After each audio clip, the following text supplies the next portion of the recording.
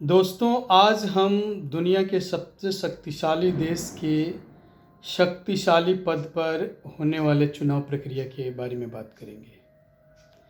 जी हाँ, अगले सप्ताह अमेरिका में होने वाले राष्ट्रपति चुनाव के बारे में, उसकी प्रक्रिया के बारे में आज के वीडियो में हम बात करेंगे।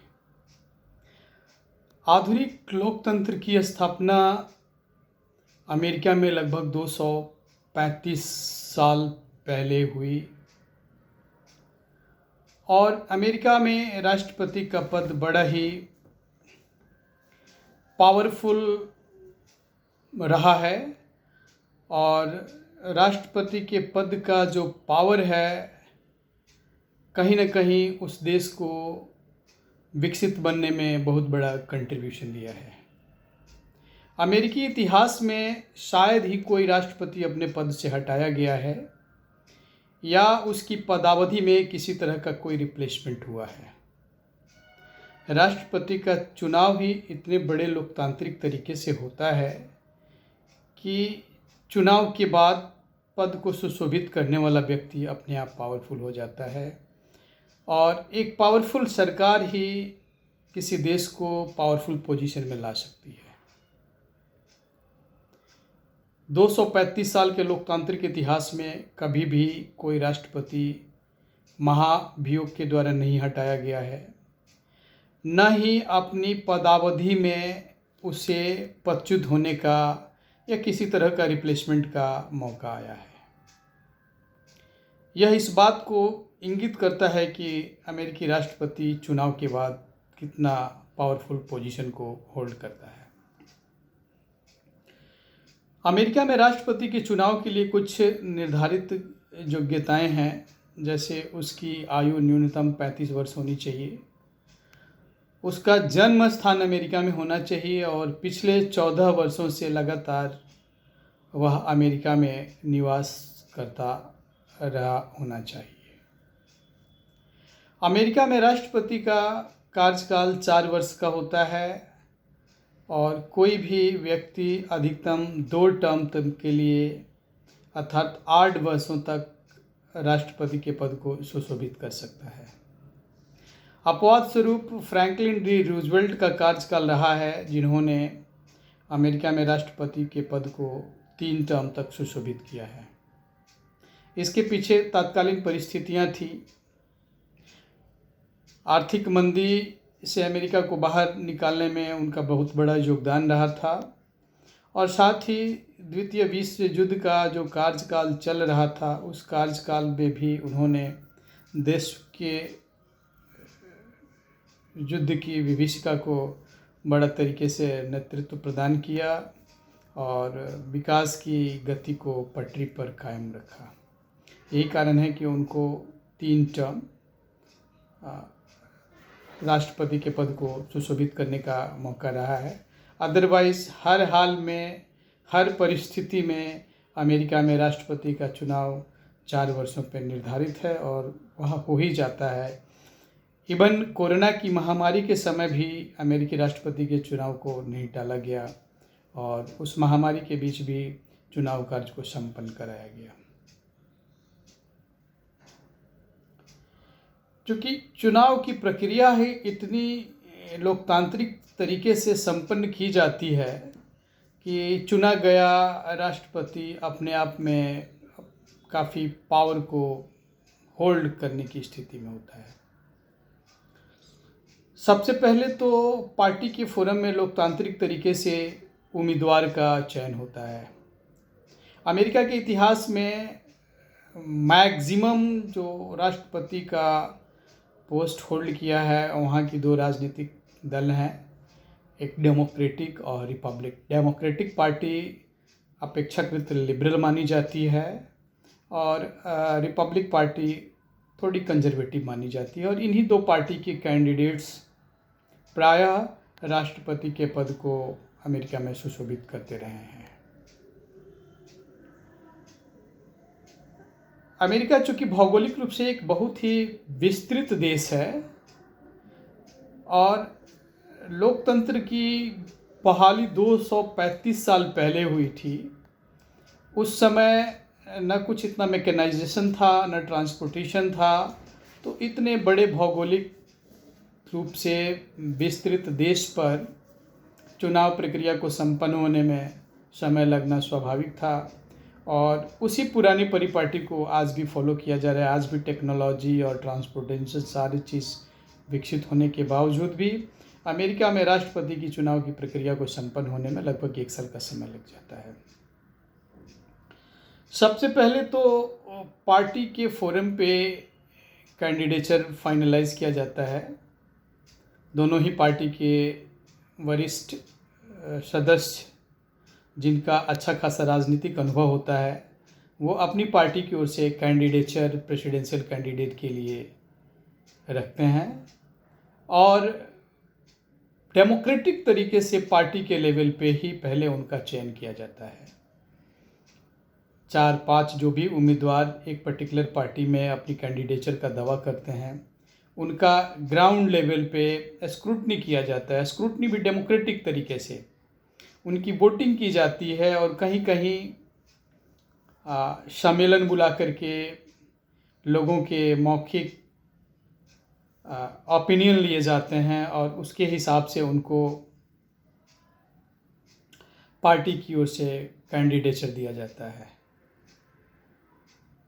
पार्टी की ओर से जो उनका कैंडिडेचर फाइनलाइज किया जाता है, उसमें उनका जो चयन प्रक्रिया होता है ग्राउंड लेवल से स्टार्ट होता है, जिसको प्राइमरीज और कॉकेसस के नाम से जाना जाता है। और इसमें ग्राउंड लेवल से सभी राज्यों से उनका कैंडिडेचर देखा जाता है कि ये पार्टी के लिए योग्य हैं या नहीं। जब पार्टी की ओर से उनका कैंडिडेचर फाइनलाइज हो जाता है, तब ये अपनी पार्टी की ओर से प्रेसिडेंशियल कैंडिडेचर के लिए अपना नॉमिनेशन देते हैं। अमेरिका में राष्ट्रपति का चुनाव जो है वो इलेक्टोरल कॉलेज के माध्यम से होता है, अर्थात वहाँ की पब्लिक डायरेक्ट राष्ट्रपति के चुनाव में पार्टिसिपेट नहीं करती है। जिस तरह हमारे यहाँ वोटिंग सिस्टम में मेंबर ऑफ पार्लियामेंट्स चुने जाते हैं और वो मेंबर ऑफ पार्लियामेंट्स फिर प्रधानमंत्री का चुनाव करते हैं। हालांकि वो इलेक्शन की प्रक्रिया नहीं होती है, प्रायः जिस पार्टी की बहुमत होती है और बहुमत प्राप्त पार्टी का जो सर्वमान्य नेता होता है उसे प्रधानमंत्री मान लिया जाता है। लेकिन अमेरिका में इलेक्टोरल कॉलेज वोट करता है और उस वोट के आधार पर राष्ट्रपति का चुनाव किया जाता है। इलेक्टोरल कॉलेज में कुल 538 मेंबर्स का चयन किया जाता है पहले, और वो 538 मेंबर आगे जाकर के राष्ट्रपति का चुनाव करते हैं। इसमें सबसे इम्पॉर्टेंट बात ये होती है कि इलेक्टोरल मेंबर किस पार्टी का ज़्यादा है, और निश्चित रूप से जिस पार्टी का इलेक्टोरल मेंबर ज़्यादा होता है उसका राष्ट्रपति चुना जाता है।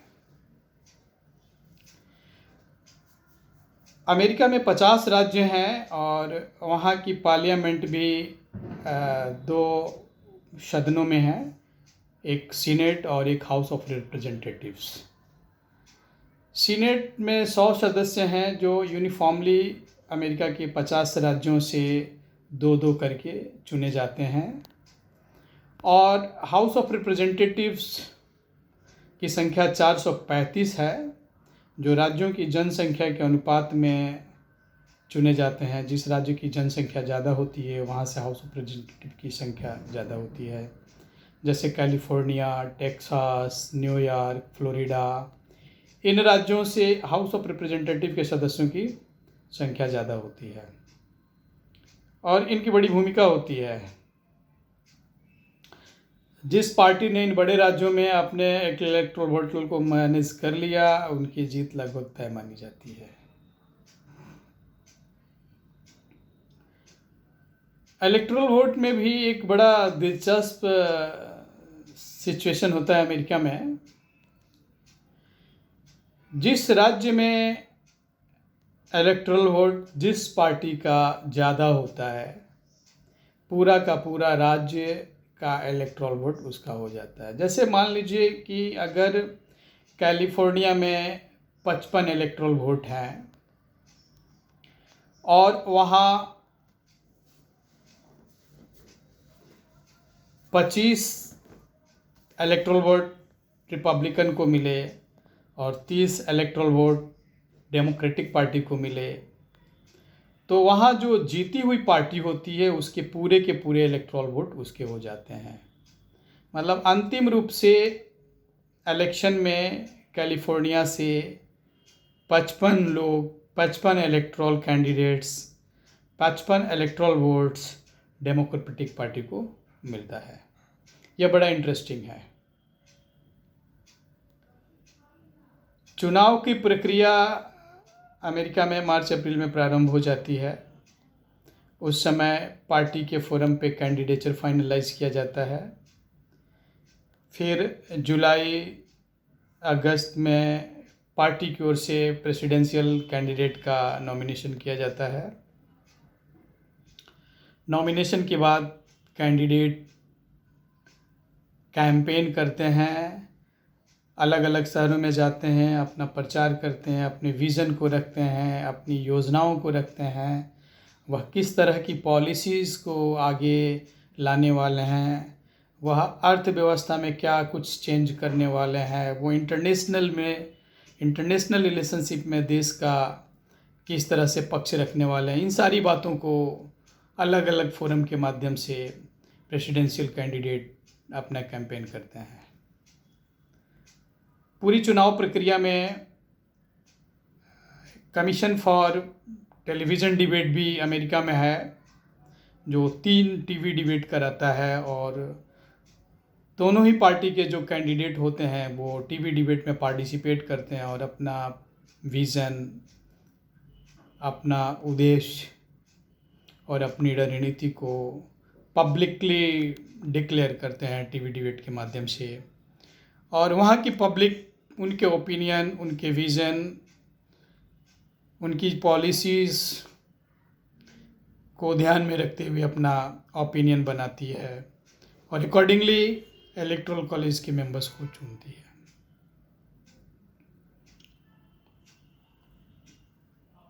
इलेक्टोरल कॉलेज में कुल 435 सदस्य हाउस ऑफ रिप्रेजेंटेटिव के बराबर होते हैं, 100 सीनेट के होते हैं और 3 मेंबर्स वाशिंगटन डीसी से रिप्रेजेंट करते हैं, जिसकी स्थिति एक नेशनल कैपिटल टेरिटरी की जैसी होती है। वोटिंग प्रक्रिया में चूँकि 538 टोटल वोट होते हैं इलेक्टोरल कॉलेज के, तो जिस भी मेंबर को 270 वोट मिल जाता है वह राष्ट्रपति के पद के लिए चुन लिया जाता है। यह चुनाव की प्रक्रिया नवंबर के पहले सप्ताह तक पूरी कर ली जाती है, लेकिन राष्ट्रपति का जो ओथ सेरेमनी होता है वो नए साल के जनवरी में संपन्न होता है और राष्ट्रपति अगले 4 साल तक अपने पद को सुशोभित रखता है और देश को गति प्रदान करता है उसके विकास के विभिन्न मानदंडों में। Thank you.